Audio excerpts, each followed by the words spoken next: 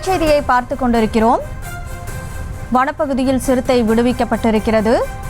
திருப்பத்தூரில் பிடிபட்ட சிறுத்தை அடர்ந்த வனப்பகுதியில் விடப்பட்டிருக்கிறது. கூடுதல் விவரங்களை வழங்குவதற்காக செய்தியாளர் நித்யானந்தன் இணைப்பில் இருக்கீங்க.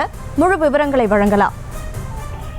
கண்டிப்பாக கனிமொழி. அதாவது திருப்பத்தூர் மாவட்டம் திருப்பத்தூர் நகர் பகுதியில் நேற்று மாலை 3 மணி அளவில் சிறுத்தை உலா வந்து கொண்டிருந்தது. அதனை பிடிக்க வனத்துறையினர் மற்றும் மாவட்ட காவல்துறையினர் தீவிர முயற்சியில் ஈடுபட்டு வந்தாங்க. இந்த நிலையில பாத்தீங்கன்னா அந்த சிறுத்தையானது புத்தாகரம் பகுதியைச் சேர்ந்த கோபால் என்ற முதியவரையும் தாக்கியதன் காரணமாக திருப்பத்தூர் அரசு மருத்துவமனையில் சிகிச்சை பெற்று வருகிறது. அதனை தொடர்ந்து சம்பவ இடத்திற்கு வனத்துறையினர் அலுவலர்கள் வந்தாங்க. மேலும் பாத்தீங்கன்னா இவங்க 50 பேர் கொண்ட குழுவினர் சிறுத்தையை பிடிக்கும் முயற்சியிலும் ஈடுபட்டாங்க. இந்த நிலையில இந்த சிறுத்தையானது சாமநகர் பகுதியில் உள்ள கார் ஷெட்ல சிக்கி கொண்டது, பதுங்கி கொண்டது. இந்த நிலையில அந்த கார் ஷெட்ல 5 வாலிபர்களும் இருந்தாங்க.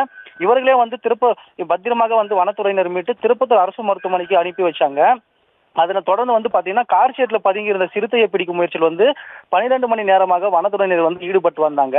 அதனை தொடர்ந்து பாத்தீங்கன்னா ஒசூர்ல இருந்து வந்த சுகுமார் தலைமையிலான மருத்துவ குழுவினர் இன்று அதிகாலை 2 மணி அளவில் மயக்க ஊசி செலுத்தி அந்த சிறுத்தையை பத்திரமாக மீட்டனர். மேலும் பாத்தீங்கன்னா 12 மணி நேர தொடர் முயற்சியின் காரணமாக வனத்துறையினர், காவல்துறையினர், வருவாய்த்துறையினர் அனைவரும் ஒன்றிணைந்து சிறுத்தையை பத்திரமாக மீட்டாங்க. இந்த நிலையில இந்த சிறுத்தையானது தற்போது இந்த சிறுத்தையை பிடிச்சு திருப்பத்தூர் அருகே உள்ள அடர்ந்த வனப்பகுதியில் அந்த வனத்துறையினர் விட்டனர் என்பது குறிப்பிடத்தக்கது கனிமொழி.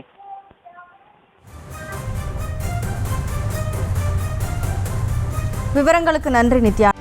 செய்திகளை உடனுக்குடனும் துல்லியமாகவும் தெரிந்து கொள்ள சப்ஸ்கிரைப் பண்ணுங்க.